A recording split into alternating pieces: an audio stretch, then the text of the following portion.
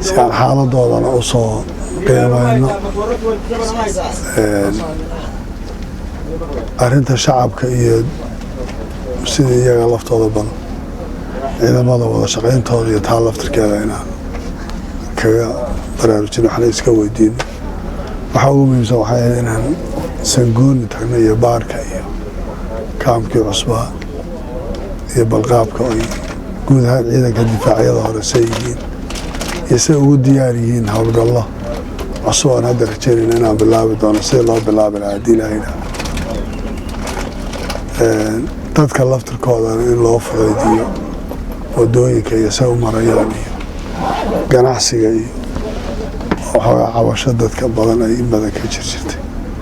وعيد بيان شبابكم عيد بعتبضان كوهيان ضدك شعبك يبير ليدا ay u diideen xataa soo socodkii iyo waxay qaban lahaayeen marka gudahaan ciidankan soo marayna aad buu fiicnaa waxa asalkiina waxa weeye ciidankuna ay u joogaan ayna ku qanacsan yihiin inay shacabkooda ka difaacaan nimankan munxarifiinta ah oo dhibaato badan ku haya shacabka cabashada shacabkuna ay aad u badan tahay taasoo ciidanku faclan igu dhiirigeliyeen moralka ay hayeen iyo سيد ugu diyaar ahayn inay hawlgal qaadaan oo diyaar ugu yihiin shacabkooda inay ka xoreeyaan cadawga haysta aan rajaynayo in dawladda Soomaaliya iyo ciidamada AMISOM iyo kuwa kale saaxiibada nahayba in hawlgal dhab la galo lana iska celiyo waxa ayaan daraa maalin walba in Muqdisho gudaheeda lagu sugayo iyo magaalooyinka qarax inuu ka dhaco laga hadlayo xaafadan oo ka dhacay xaafada Seenyeela iyo tan Seenyeela taasaan nasiib dariya mushkilada waxaa jirta maahmaah ciidanku leeyahay oo la yiraahdo difaaca ugu fiican waa weerar difaaca ugu fiican waa weerar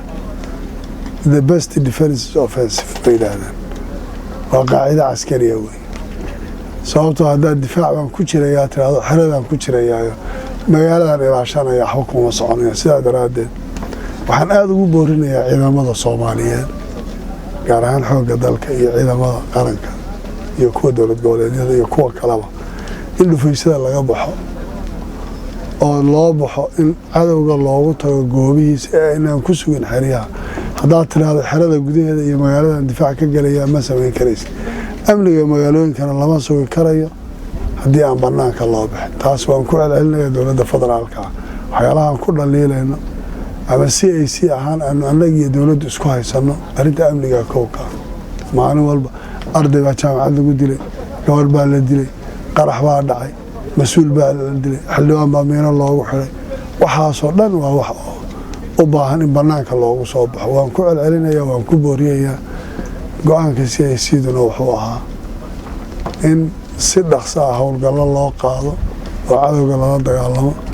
dowladda federaalka ana dhaliisha aanu hayno iyo waxaan ka tirsanayno iyo waxaan kala hadlayna waxay tahay fadhiga ha laga baxo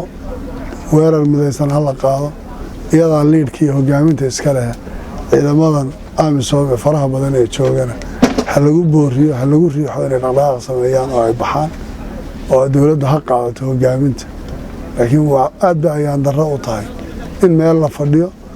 maalin walba qarax lasoo dhagaysto dhaawac la qaado dhimasho la qaado shabaabna say doonaan ay yeelaan kuna sii xoogaysanayaan mumtalakaadkii iyo alaabtii ciidanku lahaana maalin walba ay meel ka qaataan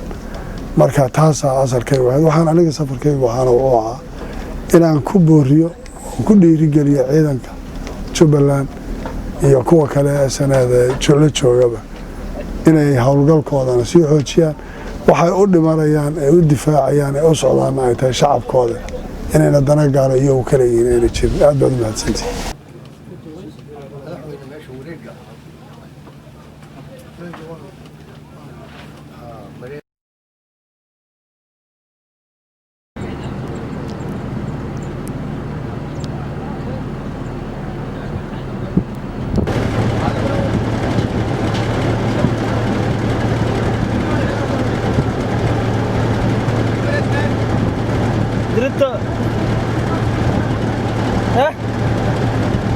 ما أنت ناقص عيني قلت